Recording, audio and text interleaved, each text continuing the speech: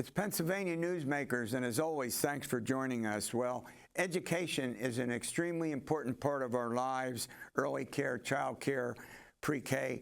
But first, let's talk a little bit about things going on at the state level. Transportation funding and skill games. Pennsylvania's U.S. Senate race, which is a nationally covered election. We'll get to that and more after these words. Welcome to the fast-paced and unrehearsed weekly discussion featuring the leaders who help shape your world. Join us as we address the issues that impact you each and every day. This is Pennsylvania Newsmakers. And now, here's your host, Terry Madonna. Welcome back. Well, we've got a number of important topics to deal with. First, journalist Zach Hoops from PennLive is joining me to talk about a variety of important topics. So let's start with obviously something that's extremely important in a large state with a mix of the environment, lots of road and bridge concerns. Let's talk about transportation funding and something that's been attached to it now, skill games. Yeah, the general consensus for the last couple of weeks, and also with people that we've talked to this week at the Capitol, is that the push for this fall session, whether or not it happens, is to have a sort of a trade-off between the goal of having some sort of regulation and taxation of skill games and increased transit funding. That was one of the big holes kind of left open in this year's budget. Governor Shapiro was looking for a significant amount of new transit funding, I think 280-odd million. And the actual funding level came in at about 80 million. That was sort of intended as a stopgap until they found a longer-term funding solution. The governor had asked for a larger slice of sales tax to be devoted to transportation funding. It looks like the Senate Republicans aren't going to go for that. And what is being talked about is the idea of regulating and taxing what are often called skill games and using that revenue to fund transportation and infrastructure. Some of the bills out there also would use it to fund state police. There's a lot of things you can do with that money. Yeah, I mean, look, Pennsylvania is a big, complicated state geographically, as well as social and economic terms. There's absolutely no doubt about that. And that kind of funding is absolutely essential. And lawmakers have to agree, obviously, on how to fund it. But there is no doubt about the importance of the subject matter, is there? No. I mean, what we're seeing right now, if you've seen recent reporting from the Inquirer and other Philly outlets, SEPTA is definitely really, really struggling. And that is obviously the biggest in terms of ridership and also in terms of cost system in the state. But that funding also affects a lot of other places. Even here in Harrisburg, our local bus system relies on that funding. So it's a statewide issue, and a lot of those transportation systems have really been. How do skill games fit into this? Well, skill games right now are effectively unregulated and What are untaxed. skill games that we're talking about? So when we're talking about skill games, we're talking about those terminals that you typically see in convenience stores or gas stations or sometimes in bars and restaurants, places like that. There's been a lot of litigation over them. A lot of state authorities want them to be classified as slot machines, but so far courts have found that they aren't classified as slot machines under the state's gaming laws. Right. And because they include an element of skill, they're not part of the state's casino statute, so they kind of exist in an unregulated gray area. There's a lot of litigation still going on about that. There are a number of individuals, including the controversial, isn't it? Right. The casinos really want those games to be essentially declared illegal or be regulated like slot machines. The general thinking is that the state could create some sort of new legislation that would regulate these skill games as their own category and also subject them to certain additional taxes, just like casinos and slot machines and sports betting and all the other things that are part of our gaming law. Yeah. And that would generate a very large amount of revenue. Well, look, as we run to a break, I want to point out we have one of the most important U.S. Senate races in the country. It is being nationally watched. And so when we come back from the break, let's talk about Senator Casey, his opponent, and the campaign. This broadcast of Pennsylvania Newsmakers is presented by the Pennsylvania Chamber of Business and Industry, the statewide voice of business, and by the Pennsylvania State Education Association, bringing the power of a great education to our schools, our students, and our communities.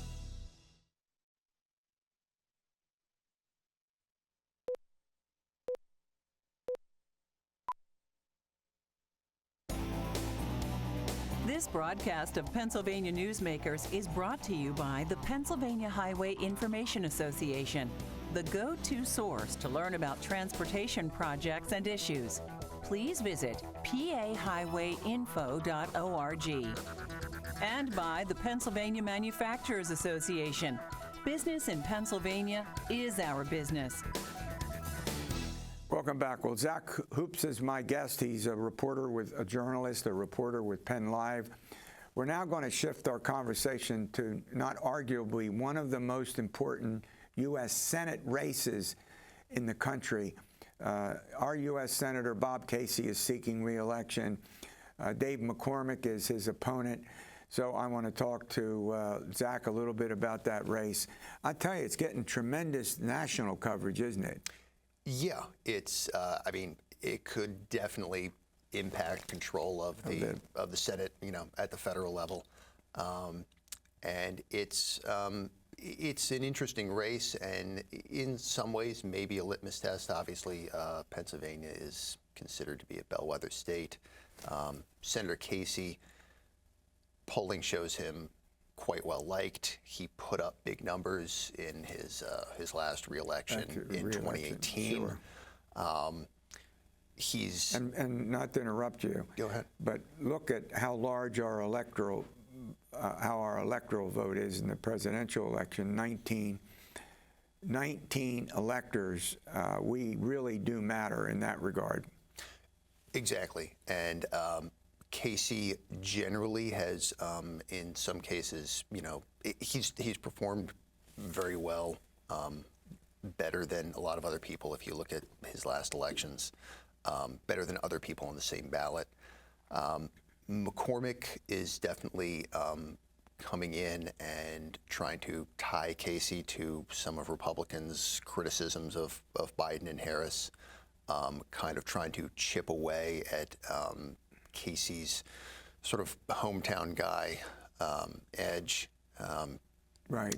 And it'll be interesting to see, how that fans out. Can you really, can McCormick make headway in somebody who's very well established in that sense? Yeah. Yeah, and it's nationally watched because we're talking about control of the U.S. Senate here. Yeah, depending on how a lot of other states go, it could have a huge impact. And Pennsylvania, as you said, somewhat, unusual. We're a state with very broad demographics. It's sometimes difficult to predict what's going to happen here. Yeah.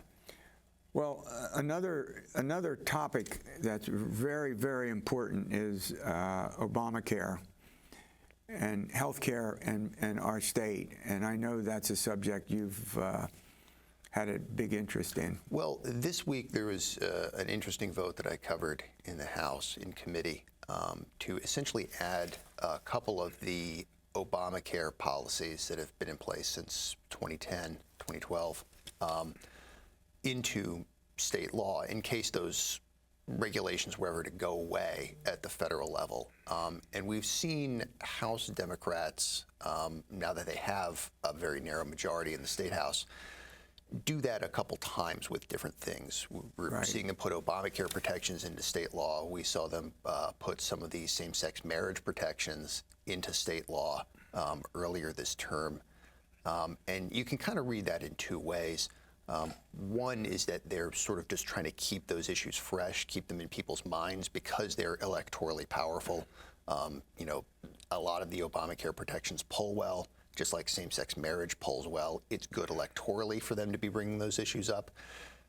And the other thing is that they do have legitimate concerns that some of those things could go away if the Supreme Court were to strike down certain provisions of Obamacare, or if the Supreme Court were to change provisions of their same-sex marriage ruling from 2015. Those, you know, you would need state law as a backup if you want to keep those things in place. Right. So I think that's a very interesting tactic that we're seeing in the House now that Democrats have control. They want to keep these things around. They want to put them in state law. Okay. They want to protect those things, and they also kind of want to keep them in the news because they're an electoral weapon against Republicans. Okay. All right. We'll be back after these words.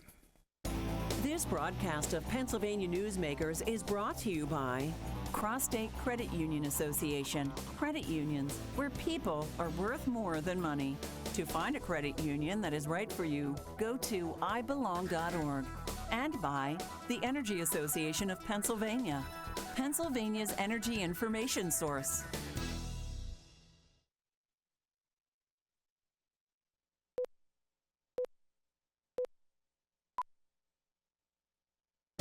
This broadcast of Pennsylvania Newsmakers is brought to you by the Association of Pennsylvania State College and University Faculties, representing the faculty and coaches who are devoted to providing quality public higher education for Pennsylvania's college students.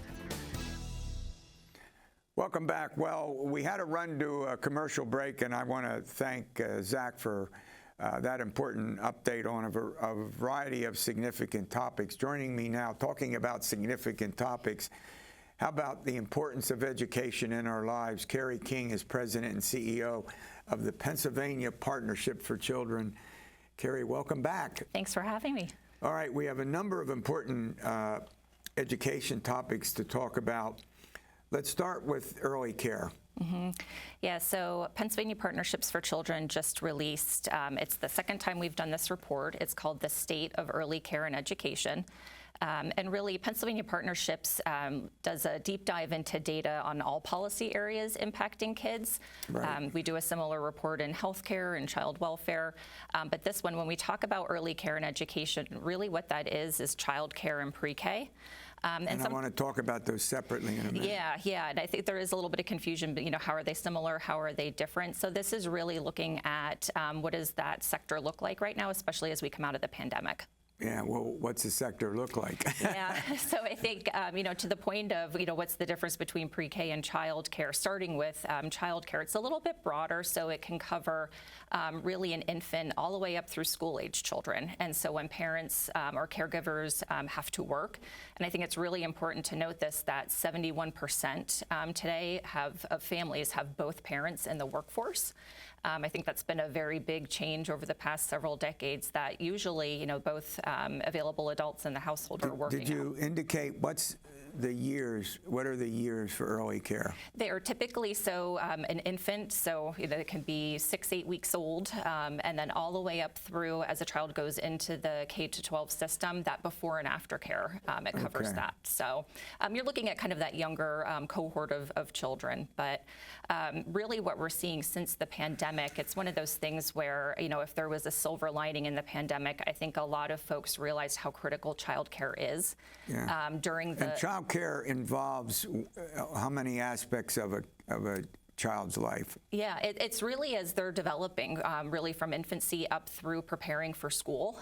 So you're really kind of looking at like the first 5 years of life, which is so critical for brain development too. There's been a lot of research done in terms of the more that you're investing in kids at that early age, they're going to be more successful later on. Now, when I grew up, given my age, there was not the kind of emphasis there is on these, I don't want to call them divisions, but these segments of a child's life when it comes to a variety of things, but we're mostly talking here about education, I think, aren't we?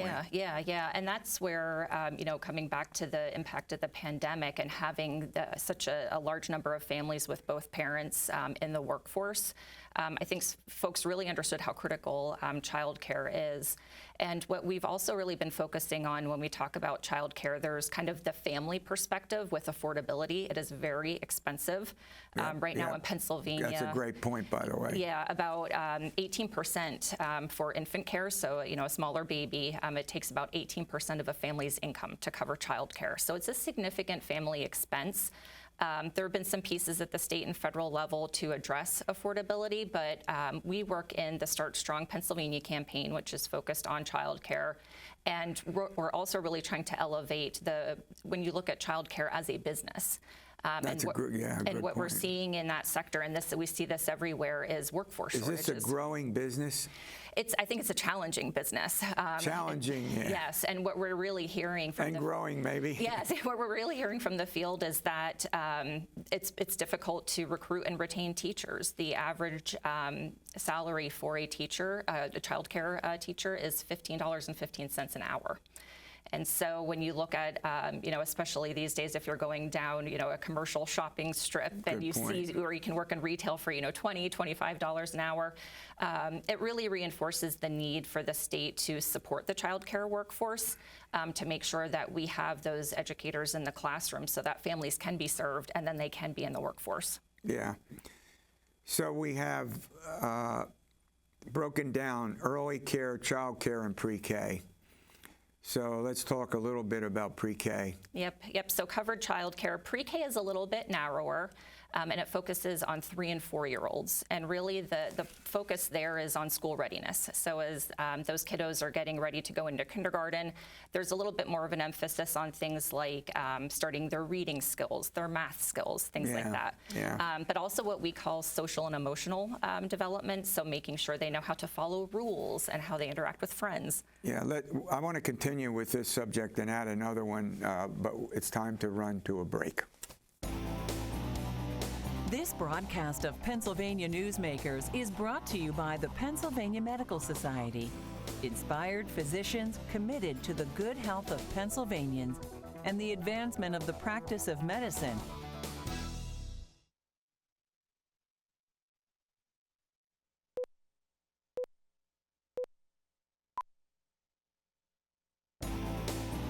This broadcast of Pennsylvania Newsmakers is brought to you by Pennsylvania American Water.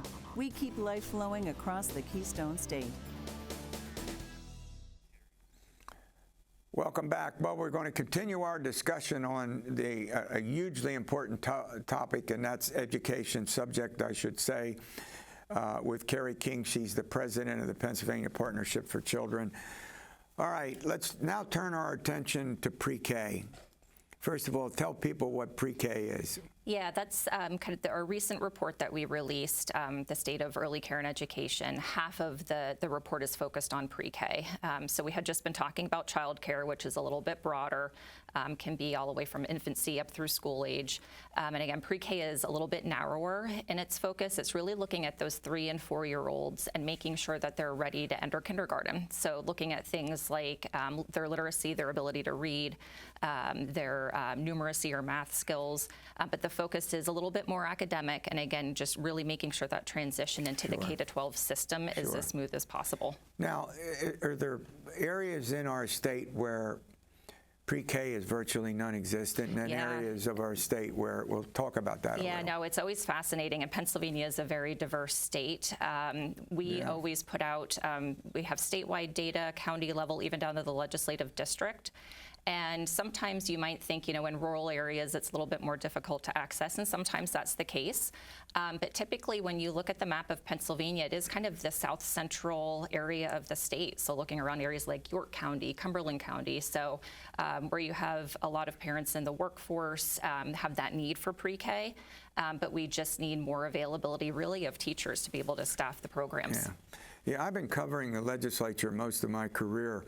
And it seems in the last few years, the emphasis on early care, child care, pre-K has really taken on I'll say, a new life. Yeah, no, we've been really proud of the bipartisan support. That's the other piece of it, too. It's usually supported by Republicans Yeah. and Democrats, which Yeah. is, perhaps a little bit increasingly rare. So a lot of bipartisan support, and it's all state funds, too. This is not federally funded. So it is our state policymakers saying that this is important and putting those resources in.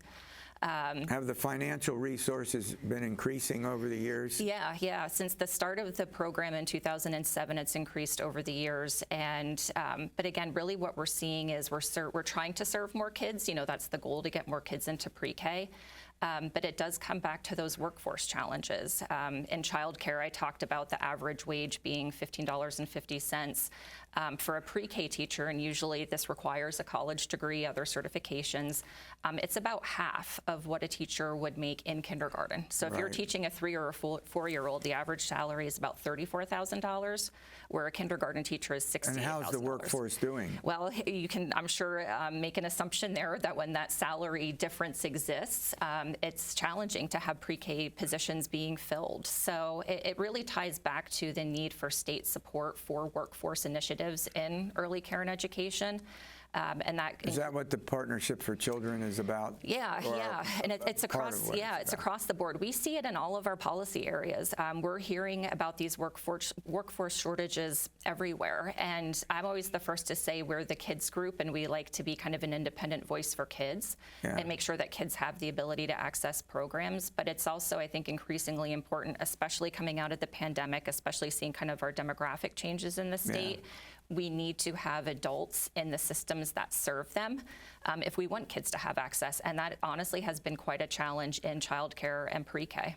Now, there's an important hearing next week on child welfare. Say something about that. Quick pivot there. We're very excited.